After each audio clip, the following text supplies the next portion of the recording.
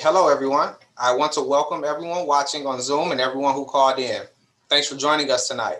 My name is Ryan Bridges, and I am the Public Information Officer for the City of Kalamazoo and the Kalamazoo Department of Public Safety. I will be the moderator for tonight's town hall, and we're here to continue our community conversation about solutions to the mobile nuisance parties that have impacted our community for so long. Exactly 1 month ago, we held our first town hall meeting on this subject, and we received some very valuable input from participants. In the last month, we've held multiple meetings to gather additional information from the people who are most impacted by this issue.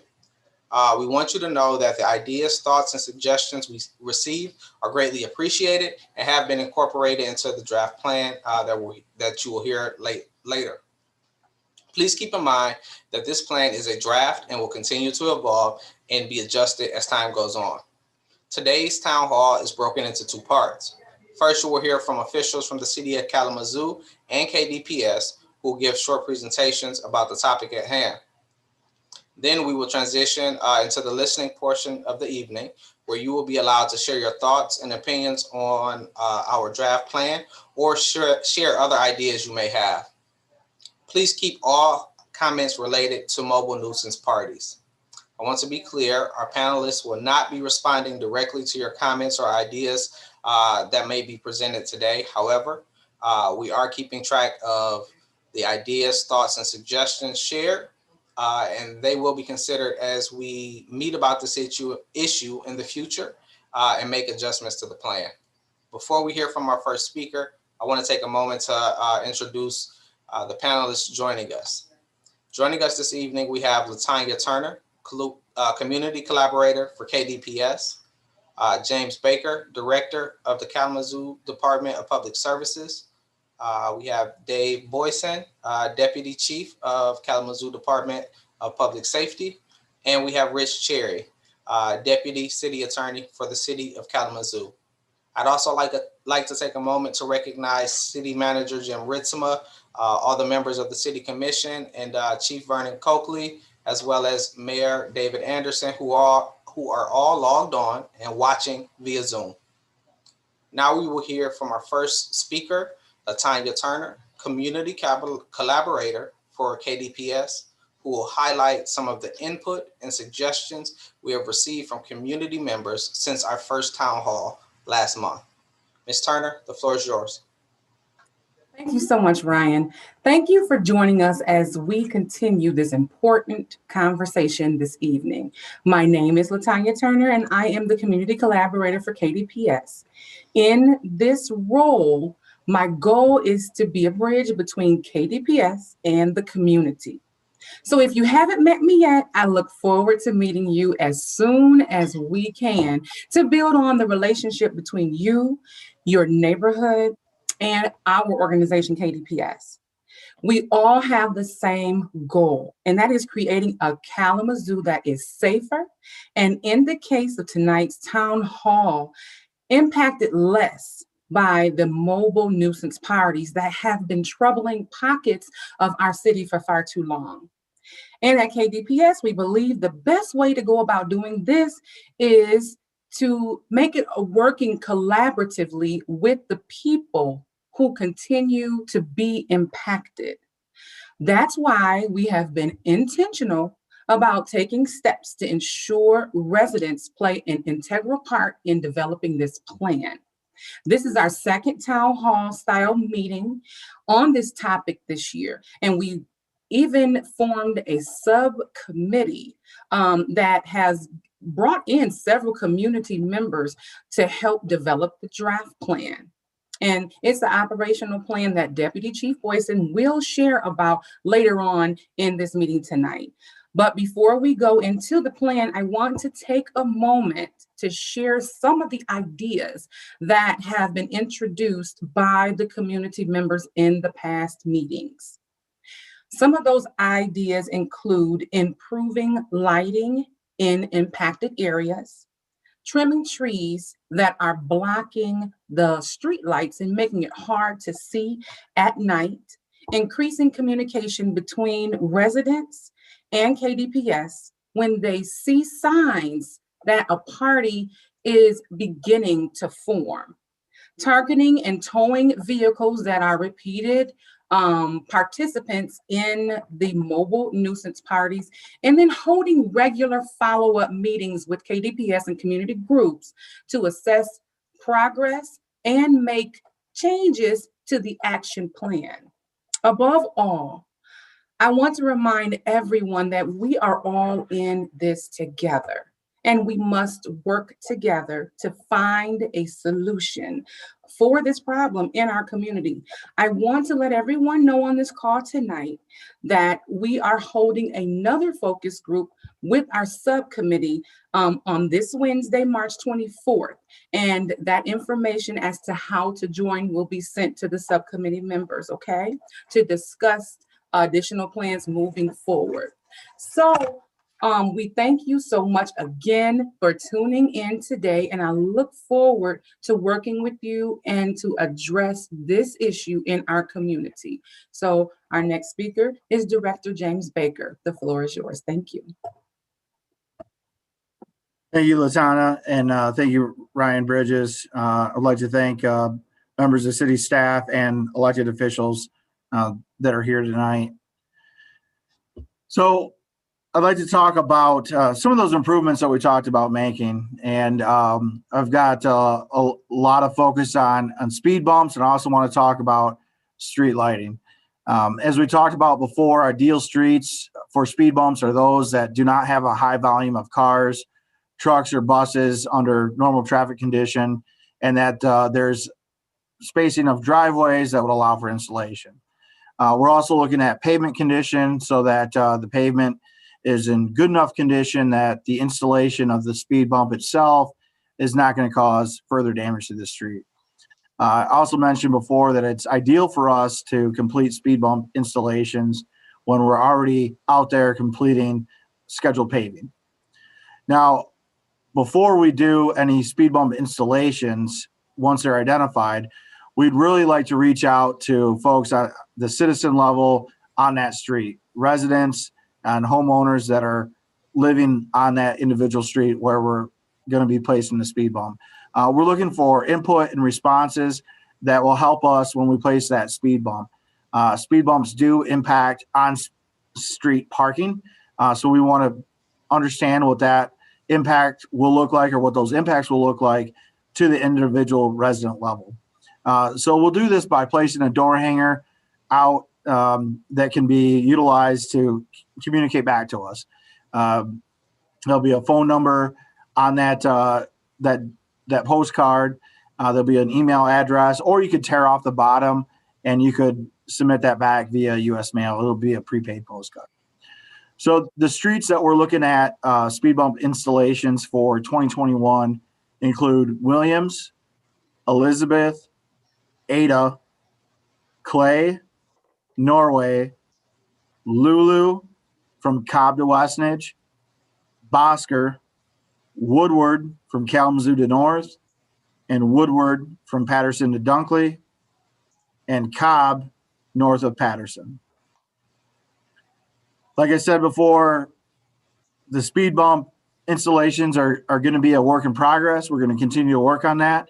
And we'd like to come back year after year and engage with the community and look at and work with public safety to see where more work is needed. We heard several great comments and suggestions about streetlights, and we agree.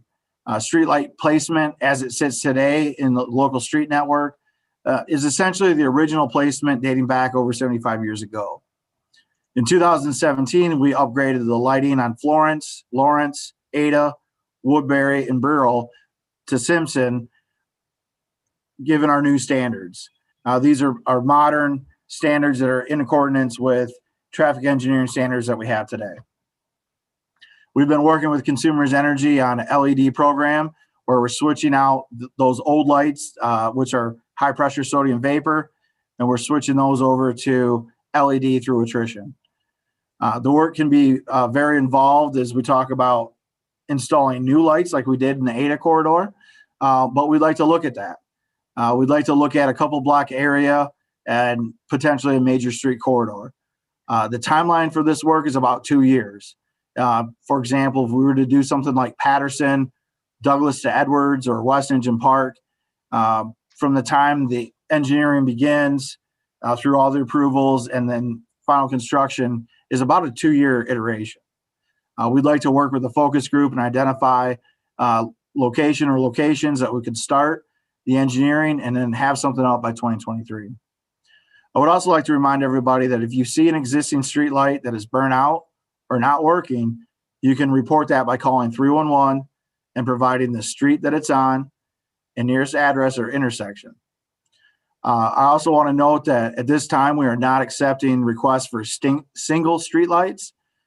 We recognize that we've got a lot of work to do in regards to lighting, and we are better served by taking a planned, phased approach to this.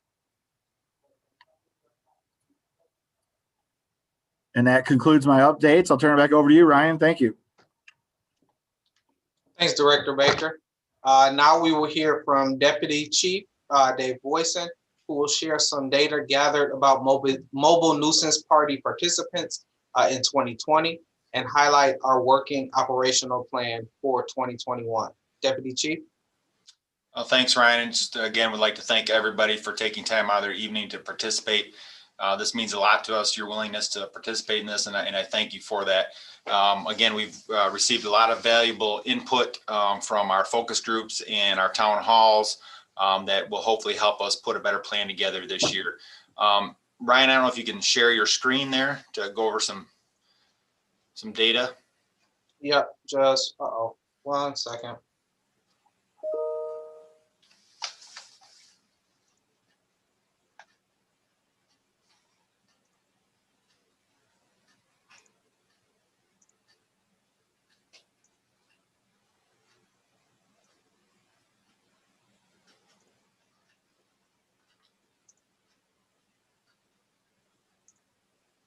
There we are. Okay, everybody see that? All right, go ahead, Ryan. You can. So this data we have here is from last year. This is 2020 data. Again, we collected this right before really COVID hit when we were planning to roll out this 3-phase plan. This is vehicles that were involved in this and where the registered owners are from. You can see we have the majority are from Kalamazoo. We've had 11 of those were rental, which I didn't identify where those renters are from. The majority of those were from Kalamazoo. At our local car rental place on Stadium Drive is, as you'll see, is where most of them are rented from. And then kind of scattered throughout the county, and then a few from out of the area. Go next slide there, Ryan. This is a breakdown by neighborhood of those registered owners and what neighborhoods they live in. And you can see the breakdown here, kind of all over, but the majority north, Edison, which is the south side neighborhood, West Douglas, were the 3 top neighborhoods where the people participating in this, the vehicles are registered to. Again, this is 2020 data. Ryan, if you can go ahead. This shows that most of the cars, again, that I talked about were rented from Enterprise rental car company on Stadium Drive. Again, this was important for us because we worked as we were dealing with this plan last year, had direct communication with these car dealerships to put them on notice that their cars are being utilized for this type of activity and there could be consequences. So those, we got really good feedback from the rental car companies on that, and that's what we're looking forward to do again, as I'll talk about here shortly. Ryan, if you want to go ahead. Okay, this is data that we've collected from this year. So we had 2 mobile nuisance evenings, one on the 14th and one on the 18th, where we were able to collect data. And this is a kind of a breakdown of the data from this year. Again, as you see, just like last year, Enterprise Rental was the #1. So it seems a little bit more rentals this year with the smaller sample number that we've had in 2021. And then also Northside was the #1 neighborhood, followed by Township, Millwood, Ashtimo, and Oakland, as you can see. And then we had several that were just kind of scattered from all over, from Benton Harbor, Chicago, Portage, all the way to Royal Oak and Three Rivers, Stanford, Illinois. So just random other vehicles. So this is our first sample that we've collected this year. And then I'll kind of go into what we've done so far and where we were going to go with our plan. So this is what we've done so far in 2021. Again, this kind of kicked it off with our first town hall that we had on February 22nd. And we got some good input from that meeting, but we really felt we needed maybe a little bit more and needed to pick out a little bit more and get a little bit more dialogue going. So our community collaborator, LaTanya Turner, did a great job getting a focus group together with those individuals that had called in our first town hall and some other individuals to come into a group where we could meet and discuss some ideas. That subcommittee was held on March 9th, and it was a 3-hour meeting. So we had a lot of good conversation. The next thing that happened after that is LaTanya Turner met with Action in the Neighborhood. So at that first meeting, we spoke a member from Action in the Neighborhood, which is a group of residents that work together to find solutions in their neighborhoods. One of those members was present at our March 9th meeting, and so LaTanya met with that entire group and got more additional input. Again, now today we're at our second town hall. And then, as LaTanya said earlier, there's going to be another subcommittee meeting on March 24th to get additional information, and we can discuss this plan in more detail then. Go ahead, Ryan. So I want to kind of break down. So you heard some ideas that were mentioned by the community, which is improved lighting, tree trimming to improve the lighting, better communication. Really, a lot of it comes down to better communication amongst residents themselves, and better communications from the residents to public safety. So we really want that two-way dialogue, and that's really how we are going to solve this, is by working together with the residents in the neighborhood as partners in this. On top of those things, we also are going to do our, and this was again based on stuff that we talked about with these subcommittees on identifying the problem and possible solutions. And we've discussed this 3-phase operational plan. The first phase of what we're in now, we're in phase 1, and that is gather data. So as you saw, we gathered data from a couple different nights that we've had. And with that information, as you see, our crime analysts have been working on identifying, who's the registered owners, where they live, to get that first set of data. March 20th and 21st, this last weekend, was quiet. We had really no observed mobile nuisance party activity. Therefore, we didn't obtain any data. So we're still in phase 1. The key is we want to get at least 2 observations of vehicles involved in this on 2 different occasions. That way we know that it's not an innocent person got caught up in this, happened to be going the same direction as the mobile nuisance party, and we're caught up in this. We want to make sure that we observe that vehicle on 2 different nights involved in similar activity, so we know it's probably not an innocent owner that happened to get caught twice in the same incident. So we are getting our first set of data, and we are working to build on that. And again, we're a little ahead of the curve because we want to make sure we have that as we get into the warmer months of spring here. Going to the next one in phase 2.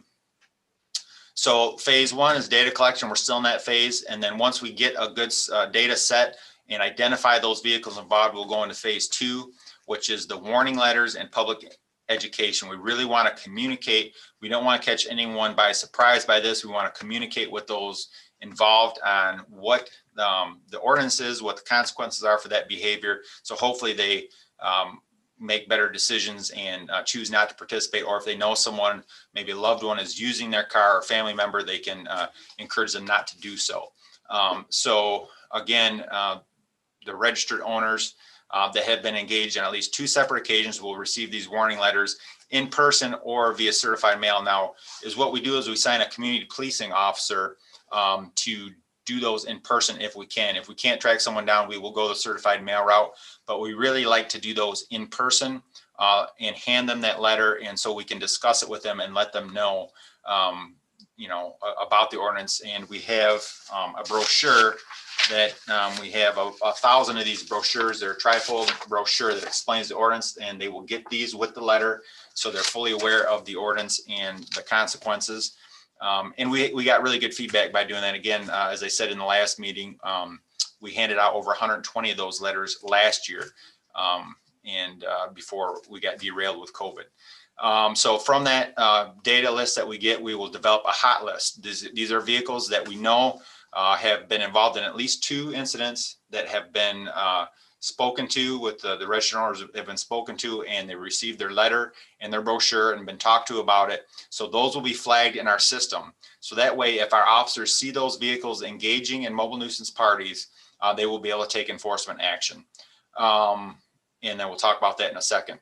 And then lastly, as part of that public education campaign, we're going to do door-to-door canvassing in areas, especially in neighborhoods really impacted by this, to talk to people, hand out these brochures, give them information on our operational plan, what we're planning on doing, so they can also help us communicate that to others in the neighborhood and friends and relatives.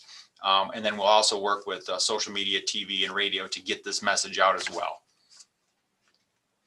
Okay. And then finally, once we get through phase 1, data collection, phase 2, the sharing the information and the warning letters, we'll go into phase 3, which is the enforcement phase. So hopefully by the time we get to our operational plan in phase 3, the word has been out, people know what we're going to do. So again, the whole point is to deter this kind of behavior before we have to do enforcement. But if all of those things fail and they continue to participate, we will have to do enforcement. So we will, again, take that hot list that we have. So it's those cars are flagged. So those officers will know if they see a mobile nuisance party, vehicles that have received the warning, we will stop those vehicles and we will impound those cars. And it will be the registered owner's responsibility to pay the towing and storage to get those cars out.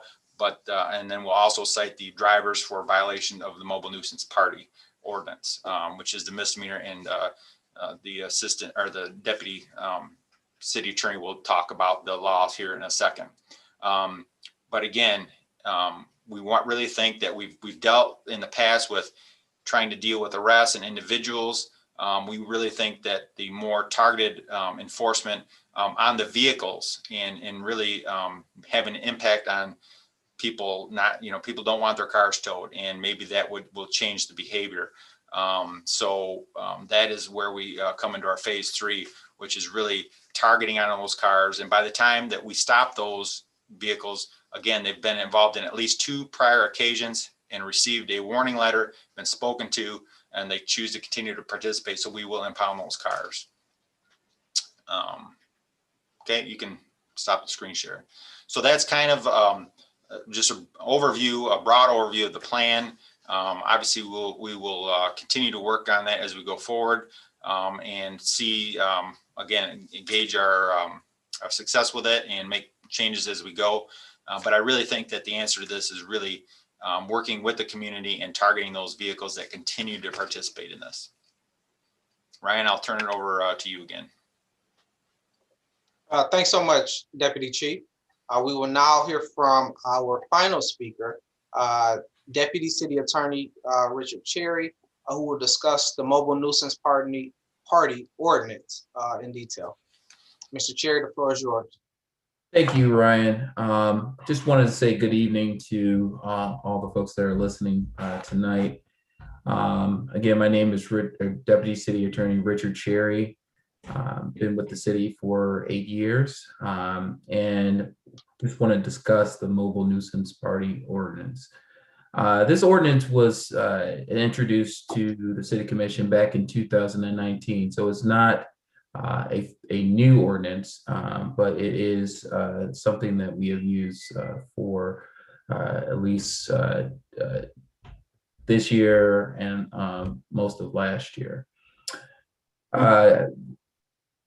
The ordinance was brought up by concerns from the community that we needed to do something about the nuisance parties that were happening around our city.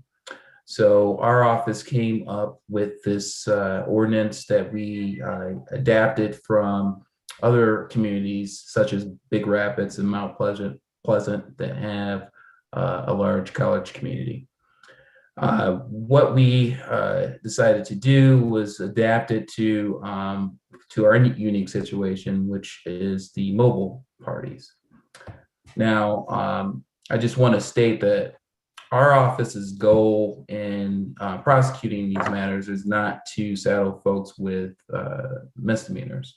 Our goal is to ensure that all residents have a peaceful enjoyment of their neighborhoods. That is our goal. We would like to avoid any criminal prosecution. However, as Deputy Chief Boyson pointed out, individuals that have more than one occasion at these parties will be at least talked to, and then if last resort prosecuted. Now, I wanted to go over just the definition of the nuisance party. A nuisance party is a social gathering or party, whether static or mobile, conducted on any public or private property within the city, and which by reason of the conduct of those persons in attendance results in any one or more of the following conditions occurring on that public or private property. And it goes through several instances of what we look at when charging these. Subparagraph A is the unlawful sale, furnishing, possession, or consumption of alcoholic beverages. Subsection B, urination or defecation on neighboring public or private property or on the premises in view of another person. Subparagraph C, unlawful deposit of trash or litter. Subparagraph D, destruction of property. Subparagraph E, unlawful vehicle traffic or unlawful stopping, standing, or parking of vehicles, obstruction of the free flow of traffic, or interference with the ability to render emergency services. Subsection F states unlawful parking of vehicles within the public streets, alleys, or sidewalks, or upon private property. Subsection G states unreasonable loud noise under the circumstances which disturbs the comfort, quiet, or repose of one or more members of the neighborhood. Subsection H, conduct or conditions with injuries or a condition which injures any person. Subsection I, conduct or a condition which endangers the safety of persons or property in the neighborhood.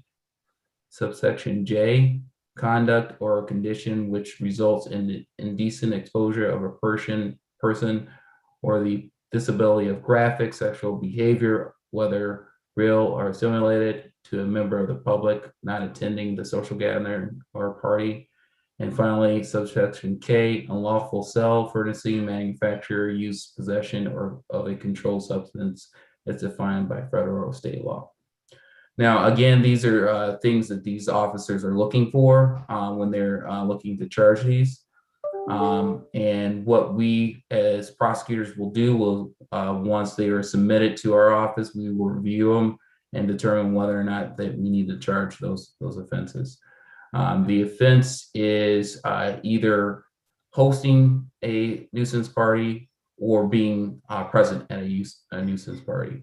And again, the officers will look for evidence of whether or not a person is attending or hosting it, and looking at some of these factors. Lastly, this is a misdemeanor that is punishable up to a $500 fine and or 90 days in jail. So again, we don't take this lightly. This is something that, again, is a last resort. However, at this point, the community speaks out that they want us to do something about these nuisance parties, and therefore, as a city attorney, we will prosecute those. Thank you. Well, thank you, Deputy City Attorney Cherry. And that formally concludes the first portion of the evening. And we will now open the floor to comments. Please state your name and where you live before your comment. And as a reminder, we will not be responding directly to questions or ideas presented today. However, we are keeping track of everything presented, and they will be considered as adjustments are made to the plan moving forward. So with that being said, does anyone have any questions or concerns or anything that they'd like to share? Okay, I'm going to start with the first name I see on my side is Gwen, so I'll allow you to talk. Gwen, go ahead with your question.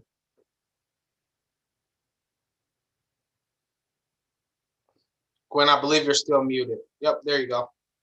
Okay, good afternoon. Good evening. I really don't, at this point, have a question. I just have a comment. Okay, I appreciate that. Resident that live on the corner of Rose and North Street, and I've been in this house probably about like 28 years. And this is the first time that I've had the privilege to actually work with someone that's associated with the city that somewhat even looked like they were considering coming down into the community and working with me. And I can't speak for everybody else. So that's why I'm saying working with me. But I just want to say that I truly appreciate this opportunity, because I do have some concerns, and that I do love my community, and I'm definitely open for working with anyone that would assist us of being able to live as fair and decent as everybody else. So my real comment is to you all tonight is that I really appreciate you all taking the time to have this meeting. Well, and Gwen, we thank you for taking time on such a beautiful evening to join this conversation, and for your involvement and your passion for improving, your community. We look forward to working closely with you in days and weeks to come. And just to be safe, if you wouldn't mind, please shoot an email over to hello@kalamazooCity.org, just with your name and your contact information, email address, and the preferred phone number for you. And that will allow us to ensure that you're involved in any future community conversations. Thank you again, and enjoy the rest of your evening. Yeah, and you guys make sure that you also stay connected with Action in the Neighborhood, because that's a very strong group that I'm personally very proud of, residents that actually worked together to improve their area, or to just love their area where they are. And I just want to make sure I lift them up, because they have worked really hard over there. And Miss Turner, I think it is, that calls me. She has my information, but I can still send another email if you would like. Oh, I think if Ms. Turner has already been reaching out to you, that means you're on our list, so we're good. Don't worry about sending that email. But again, hey, thank you so much for your passion and your commitment to your community. So thank you again. All right, and that's all I have. Thank you. Our next speaker will be Curtis Gardner.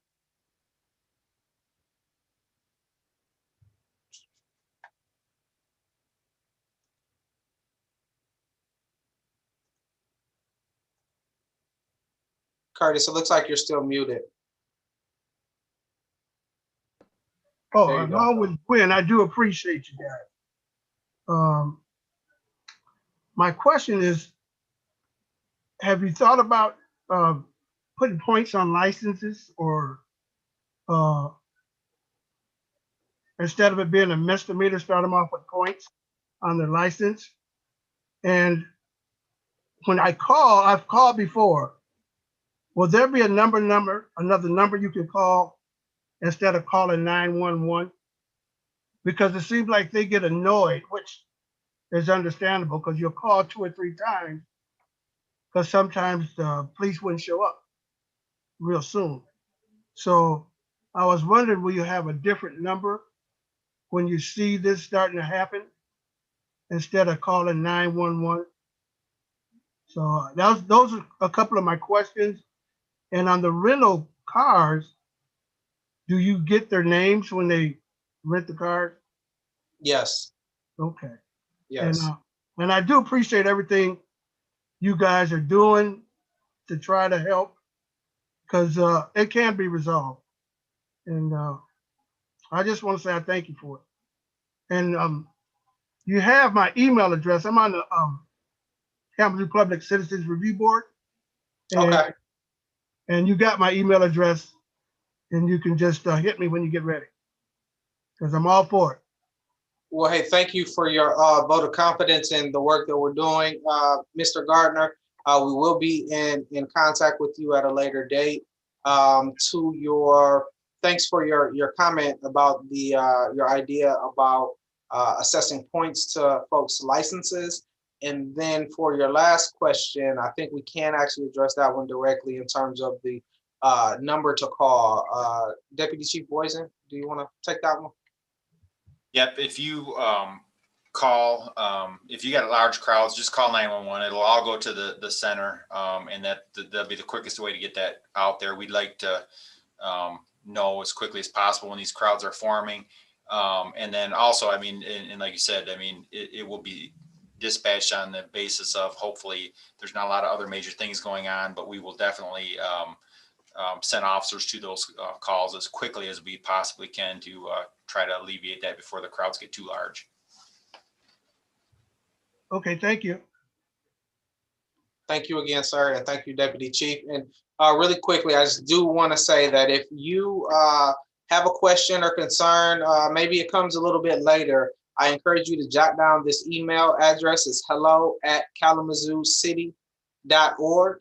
And you can send any questions or concerns that you might have, be it today, tomorrow, or even later on, throughout the year.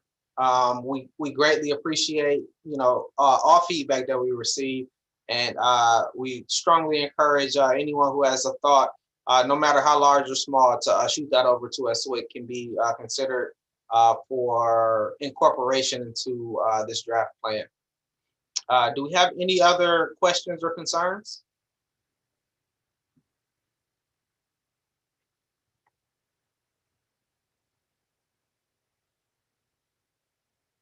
Uh-oh. Anybody else with a question or concern?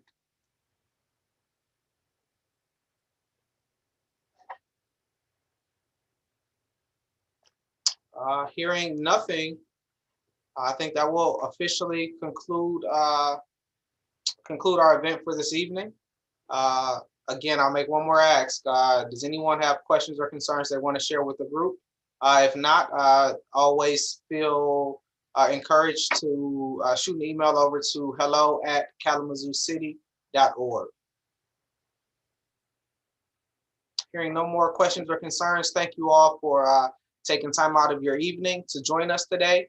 And we look forward to communicating these plans and working with everyone on the phone and anyone else in the community who has that interest to put an end to these mobile nuisance parties in our community. Thank you and have a great remainder of your evening. Bye-bye. Good night, everybody.